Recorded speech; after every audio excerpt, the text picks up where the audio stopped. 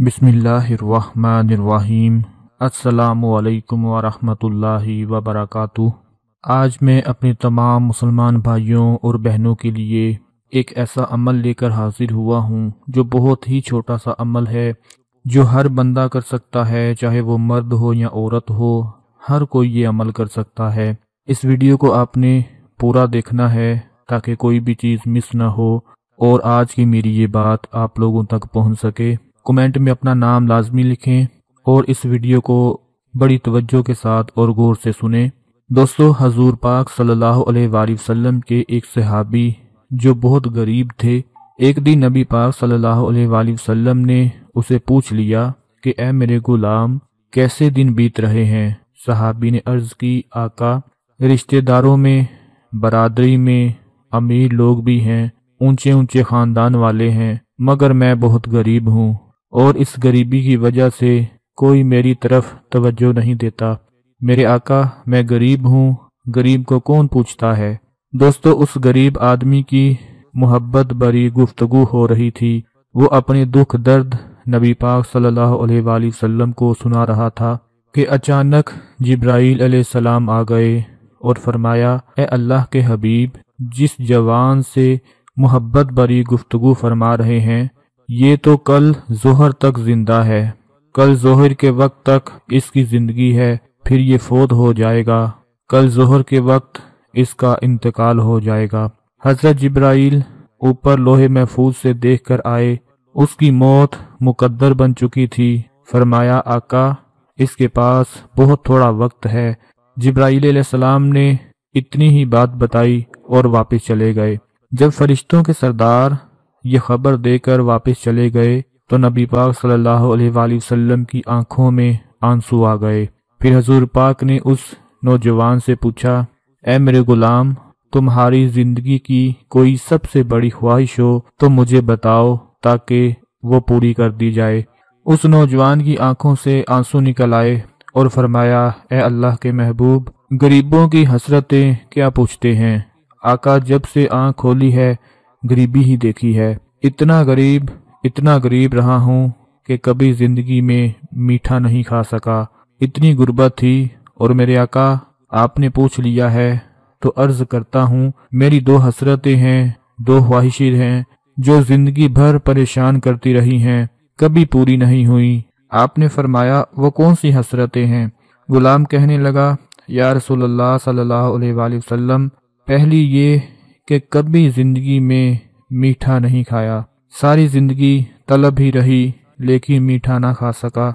और दूसरी ये कि मैं जवान भी हूँ, आपका गुलाम भी हूँ, काश कोई नेक बीवी मुझे मिल जाती, मुझे जिंदगी का साथी मिल जाता। मैं गरीब हूँ, मुझे कौन रिश्ता देता है, कोई मेरी तरफ देखता भी नहीं है।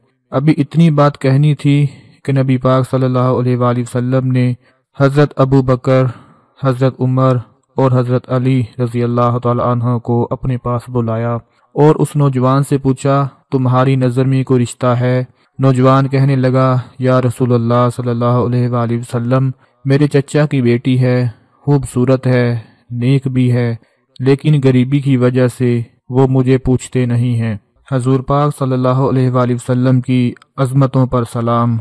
आपने फौरन उसके चचा को बुलाया और कहा, अपनी बेटी को दुल्हन बना, मैंने अपने इस गुलाम का निकाह उसके साथ कर दिया है। अभी रुखसती होगी और अभी निकाह होगा। आपने हजरत उस्मान और हजरत अली शेर खुदा को बुलाया और फरमाया, नौजवान के लिए नए कपड़े लेकर आओ। किसी सहाबी से कहा, बर्तनों का इंतज़ाम करो। किसी से कहा, चारपाइयों का इंतज़ाम करो। यानी सब की अलग अलग ड्यूटी लगा दी। और फिर हजरत अबू बकर सदीक रज़ी अल्लाह तआला अन्हा से फरमाया, इसके लिए ऐसा हलवा बनाओ जो पहले कभी ना बनाया हो। कल इसने चले जाना है, आज इसकी दोनों हसरतें पूरी कर दी जाएं।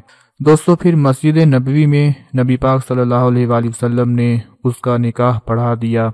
फिर आपने एक सहाबी से कहा, तुम्हारा घर खाली है, इन दोनों को वहाँ ले जाओ और इनका सारा सामान और खाने पीने की चीज़ें वहीं ले जाओ। जब रात गुजरी तो अगले दिन नबी पाक ने उस सहाबी को बुलाया और कहा कि आज जोहर के वक्त उस घर के पास चले जाना جس دولہے کی کل شادی کی ہے، اور عصر کے وقت تک اس گھر کے آس پاس چکر لگاتے رہنا اور دھیان رکھنا اندر سے کوئی رونے کی آواز تو نہیں آئی، اور جیسے ہی رونے کی آواز آئے مجھے آ کر بتا دینا۔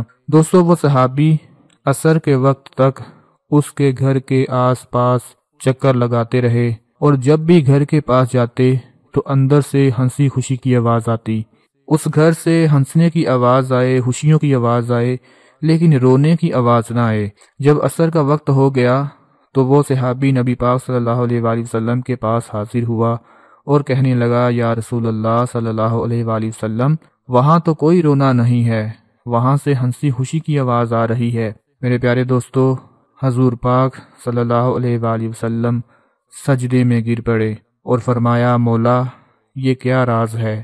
کل جبرائیل نے خبر دی تھی کہ اس نوجوان کی ظہر کے وقت وفات ہو جائے گی، تو اللہ کی طرف سے آواز آئی، اے میرے محبوب، مجھے اپنی عزت کی قسم، جو جبرائیل نے خبر دی تھی وہ سچ فرمایا تھا۔ تقدیر یہی تھی کہ آج اس جوان نے مر جانا ہے، ظہر کے وقت فوت ہو جانا ہے، لیکن میرے حبیب، جب آپ نے اس نوجوان کی شادی کے بعد دلہا دلہن کو گھر بھیج دیا اور کھانے کا سامان بھی ساتھ دے دیا، تو جب وہ عشاء کے وقت کھانا کھانے کے لیے دسترخوان پر بیٹھے، ابھی لقمے توڑ کر منہ میں ڈالنے لگے تھے کہ باہر دروازے پر کسی غریب نے دستک دے دی۔